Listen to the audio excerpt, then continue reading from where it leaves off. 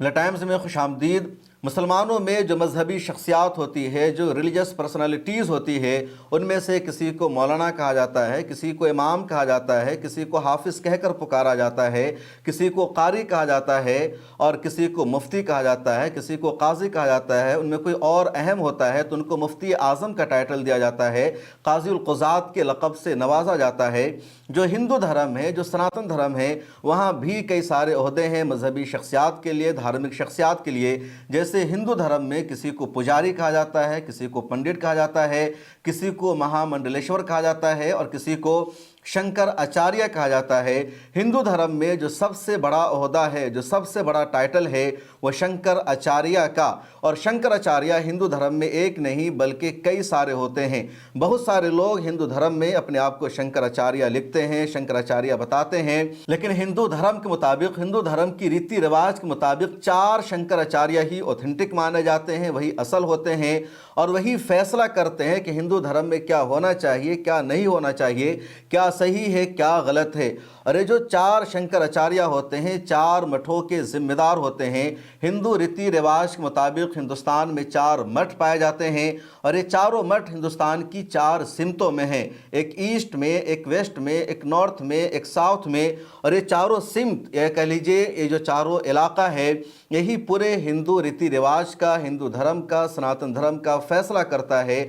और इस मठ का जो सरबराह होता है उनको शंकर आचार्य कहा जाता है।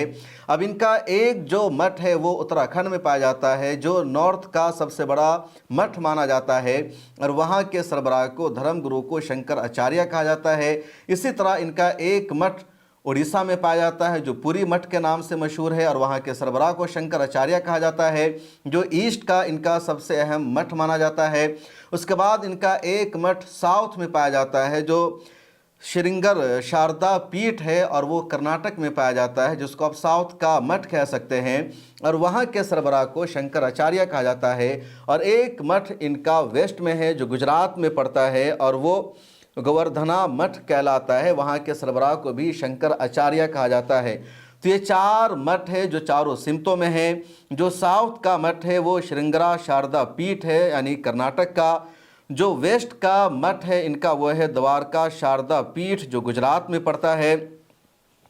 जो ईस्ट का यानी पूरब का इनका मठ है वो गोवर्धन मठ है जो उड़ीसा के पुरी में है। और जो नॉर्थ का, कह लीजिए उत्तर का जो इनका मठ है वो ज्योतिरा मठ कहलाता है जो उत्तराखंड में है, बहुत अहम है। तो इन 4 मठों के सरबराहों को शंकर आचार्य कहा जाता है और यही शंकर आचार्य हिंदू रिलीजन में, हिंदू धर्म में सबसे ज़्यादा पावरफुल होते हैं, मजबूत होते हैं। अब पिछले 10-11 सालों में बीजेपी हुकूमत ने, मोदी सरकार ने या उत्तर प्रदेश की योगी आदित्यनाथ की सरकार ने जिस तरह हिंदू धर्म का अपने सियासी एजेंडा के लिए इस्तेमाल किया है, हिंदू धर्म को सियासत के तौर पर पेश किया है, तो ज़्यादातर जो हिंदू धर्म के पुजारी है, जो पंडित है, वो खामोश रहे, चुप रहे। उनमें से किसी ने भी बोलने की कोशिश नहीं की।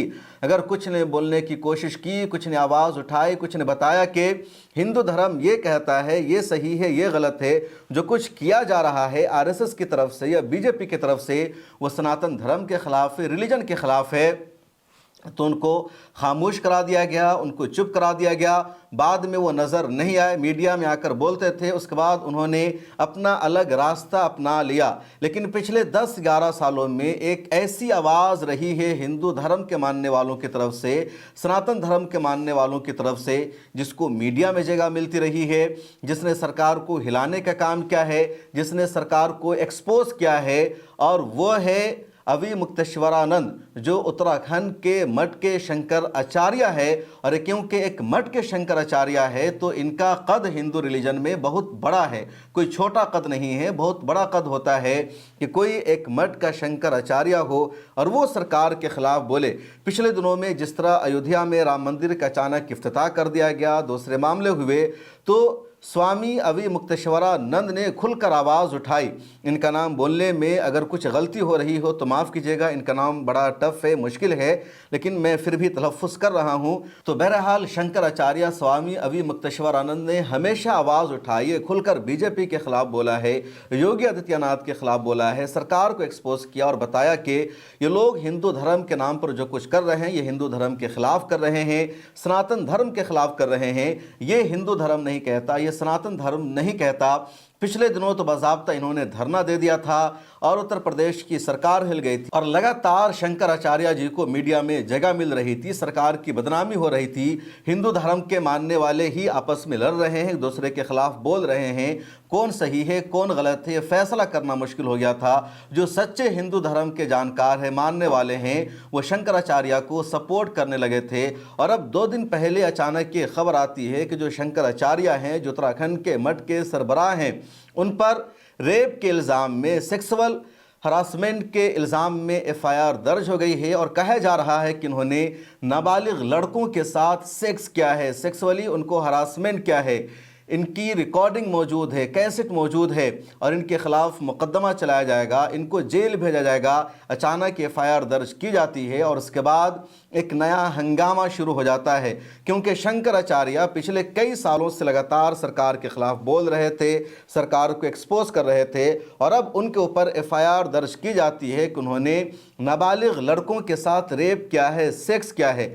लड़की के साथ नहीं, लड़के के साथ। उर्दू में या अरबी में इसको लवातत कहा जाता है, ये कह लीजिए कौमे लूत का अमल इसको कहा जाता है। और ये इल्ज़ाम लगा दिया गया शंकराचार्य पर। शंकराचार्य पर जैसे ही इल्ज़ाम लगा उन्होंने इसकी मजम्मत की, इसको झूठ बताया, गलत बताया और कहा कि मैं जो सच्चाई बता रहा हूँ, सनातन धर्म की हकीकत जो लोगों को बता रहा हूँ, तो उसकी मुझे सज़ा दी जा रही है। मैं डरने वाला नहीं हूँ, मैं पीछे हटने वाला नहीं हूँ, बल्कि मैं इल्ज़ामात का सामना करूँगा, मैं मुकदमात का सामना करूँगा और मुझे यकीन है कि सच्चाई सामने आएगी और मेरे ऊपर जितने इल्ज़ामात लगे हैं वो सब झूठ साबित होंगे। इंडिया टुडे ने अपनी रिपोर्ट में बताया कि 13 जनवरी 2025 से 15 फरवरी 2026 के बीच में स्वामी अवि मुक्तेश्वरानंद पर इल्ज़ाम लगाया गया है नाबालिग लड़कों के साथ सेक्स करने का, उनके साथ गलत हरकत करने का। और कहा गया कि कुंभ मेला के दौरान जो कैंप लगा हुआ था, कैंप में इन्होंने बच्चों के साथ इस तरह की गंदी हरकत की। उसके अलावा कैंप के बाहर जो गाड़ी लगी हुई थी, गाड़ी के अंदर बैठकर इन्होंने बच्चों के साथ हरकत की। इस तरह और भी कई सारे संगीन इल्ज़ामात लगाए गए हैं और पोस्को एक्ट के तहत मुकदमा दर्ज किया गया है। पोस्को एक्ट का मतलब protection of child children from sexual offences.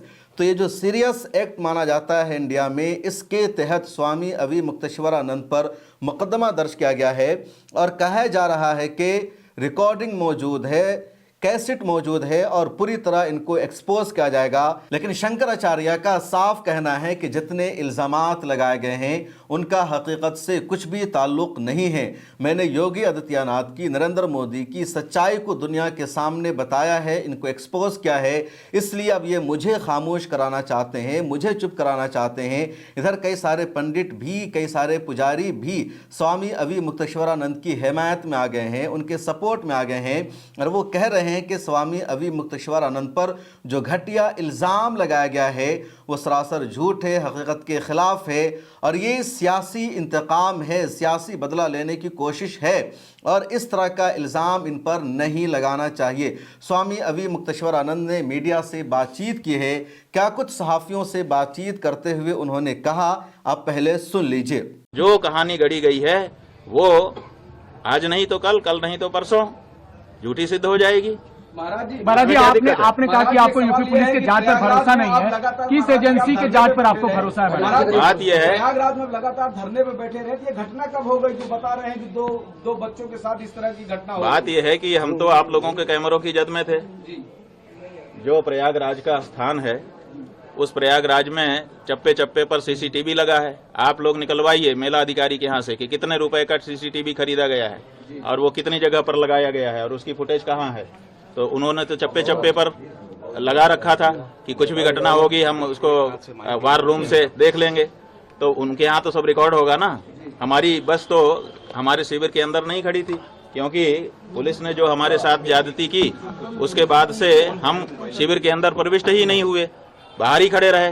तो सड़क पर ही हमारी बस भी थी और हम भी थे। तो ऐसी परिस्थिति में वो सब सीसीटीवी की कैद में है। दूसरे दिन रात आप लोगों का कैमरा हमारे ऊपर लगा हुआ था और उसमें कहना कि हम ये सब कर रहे थे, कितनी नीचता की बात है। और ये भ्रम फैलाया जा रहा है कि गुरुकुल में ये सब हो रहा है। हमारे गुरुकुल में जब वो लड़के कभी प्रविष्ट ही नहीं हुए, पढ़े ही नहीं, उनका हमारा कोई लेना देना ही नहीं है। वो हरदोई के विद्यालय के छात्र हैं, जैसा कि उनकी मार्कशीट जो मुकदमे में लगाई गई है उससे पता चला है। तो जब वो यहाँ पढ़ते नहीं है, लिखते नहीं है, आए नहीं है, गए नहीं है, यहाँ से कोई उनका लेना देना नहीं है, तो उनके साथ कैसे कोई कुछ कर सकता है। और तीसरी बात यह है कि ये कह करके भ्रम फैलाया जा रहा है कि सीडी है, सीडी है। वो सीडी किस चीज़ की है, वो उसको क्यों नहीं सार्वजनिक किया जाता है। कहा जाता है कि बच्चों के साथ अन्याय हो रहा था और बच्चे जो है वो निकल करके गए, हमको आकर के उन्होंने बताया। जैसा कि देखिए कोर्ट में क्या है हम नहीं बता रहे हैं, लेकिन जो सार्वजनिक रूप से आशुतोष ब्रह्मचारी ने कहा है उसके आधार पे हम आपको बता रहे हैं कि वो कह रहे हैं कि बच्चों ने आकर के हमको बताया कि हमारे साथ ये हो रहा है, और फिर सीडी भी लेके आए बच्चे। इसका मतलब बच्चे सीडी बना रहे थे। कौन बना रहा था सीडी? बच्चे बना रहे थे या कोई दूसरा ही बना रहा था? तो ये सब ऐसे सवाल हैं जिनका जवाब आने वाले दिनों में पूछा जाएगा और उनको जवाब देना पड़ेगा। महाराज जी किस एजेंसी पर आपको भरोसा है? ये बात ये है बंधु, इसको समझिए और आपके माध्यम से जनता भी समझे कि सनातन धर्म को नष्ट करने के लिए कुछ लोग चोला पहन करके आ गए हैं, अपने आप को हिंदू हिंदू कह रहे हैं। उनका काम हिंदुओं का नहीं है, वो हिंदुओं के विरोध में काम कर रहे हैं, लेकिन अपने आप को हिंदू सिद्ध करके कर रहे हैं। जब विधर्मी चोट नहीं पहुंचा सके तो हिंदू चोला पहन करके हिंदू धर्म को नष्ट करने के लिए कुछ लोग आगे आए हैं और वो इस समय कारगर रूप से अपना काम कर रहे हैं। एक शंकराचार्य नाम की संस्था है, 4 शंकराचार्य जो देश में हैं, वही सत्य सनातन धर्म की बात इस समय कह रहे हैं। अब इनके मन में है कि अब हमने सबको अपने वश में कर लिया, अब शंकराचार्यों पर बस में कर लें। अब शंकराचार्य बस में आएंगे नहीं, क्योंकि वो तो सत्य सनातन धर्म की बात करेंगे। तो अब उनके ऊपर प्रहार करो, तरह तरह की बात करो, ताकि उनकी मर्यादा खत्म हो और मर्यादा समाप्त होने के बाद फिर जनता से वो हट जाएं और उसके बाद हम एकाधिकार करके जो हम कहें वही धर्म हो। हम जिसको कह दें कि ये धर्म है वो धर्म हो जाए और जिसको हम कह दें कि ये अधर्म है वो अधर्म हो जाए। तो ये जो इन आरोपों की, इन इल्जामात की सच्चाई क्या है वो तो जांच के बाद ही पता चल जाएगा। लेकिन स्वामी अविमुक्तेश्वरानंद उन लोगों में रहे हैं जो लगातार बोलते रहे हैं, सरकार को एक्सपोज करते रहे हैं। और ये रिवायत रही है, ये तारीख रही है कि जब भी किसी सरकार की कुर्सी जाने वाली होती है, जब भी किसी हुकूमत वक्त की जो पोल है वो खुल जाती है, उनको लगने लगता है कि मजीद अवाम को बेवकूफ़ नहीं बनाया जा सकता, अवाम को गुमराह नहीं किया जा सकता। धर्म की, रिलीजन की जो अफीम पिलाई गई थी वो अफीम मजीद लोगों को नहीं पिलाई जा सकती है। और उन्हीं के ग्रुप का कोई उनको एक्सपोज कर रहा है, उनकी सच्चाई को बयान कर रहा है, तो फिर वहाँ पर ताकत का इस्तेमाल किया जाता है। कई सारे इल्ज़ामात लगाए जाते हैं, इस तरह की आवाज़ों को लीगल तरीक़े से जमहूरियत के दायरे में खामोश करने की कोशिश की जाती है। और लोगों का मानना है कि यही शंकराचार्य जी के साथ हो रहा है, क्योंकि इन्होंने हमेशा खुलकर बोला।